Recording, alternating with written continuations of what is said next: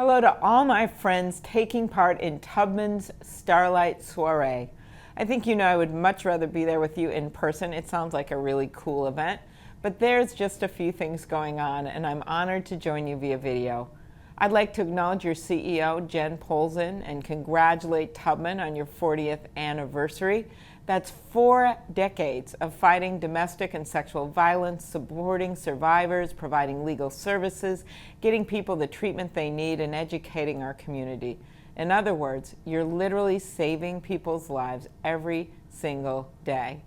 And I was so excited to have just visited there and bringing the ranking Democrat and former chair of the Senate Judiciary Committee, Patrick Leahy.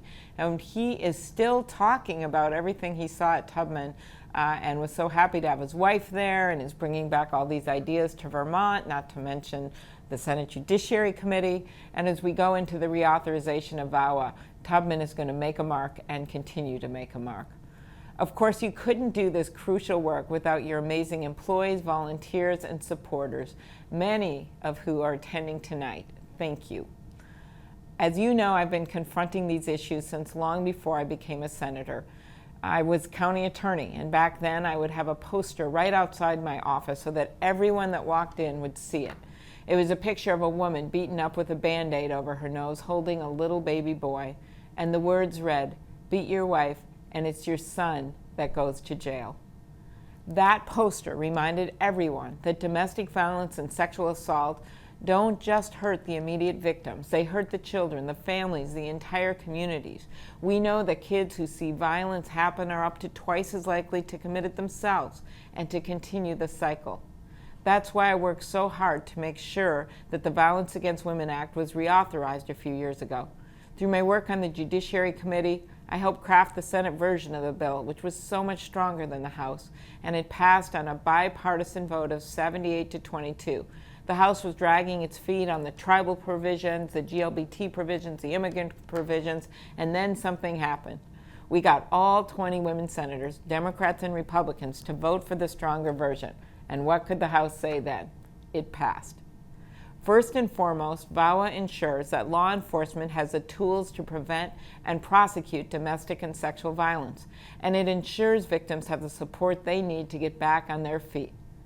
But we were also able to make some important updates last time, including addressing the problem of the levels of domestic violence we're seeing in tribal areas by allowing tribal courts to prosecute non-tribal members in certain cases, providing a uniform non-discrimination provision to ensure services are available to everyone who needs them, including victims in same-sex relationships, addressing the needs of immigrant victims who often are intimidated out of reporting because of threats they will be turned into immigration authorities, and strengthening and updating federal anti-stalking laws to better address the new technology that predators are using to harass their victims. This was a bipartisan provision that I wrote with former Senator Kay Bailey Hutchinson of Texas.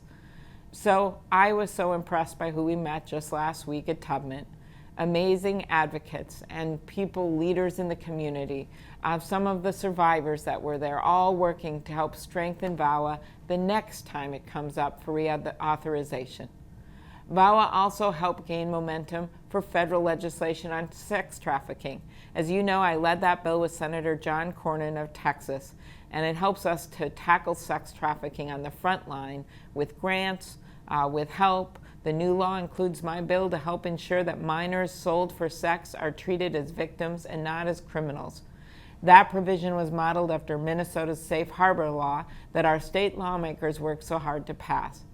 And I know that in October, Tubman became the Minnesota Safe Harbor East Metro Regional Navigator, and I'd like to thank you for being there for these survivors.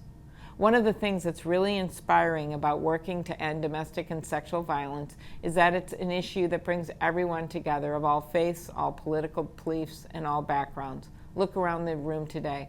All of you are truly heroes to every single person Tubman has helped.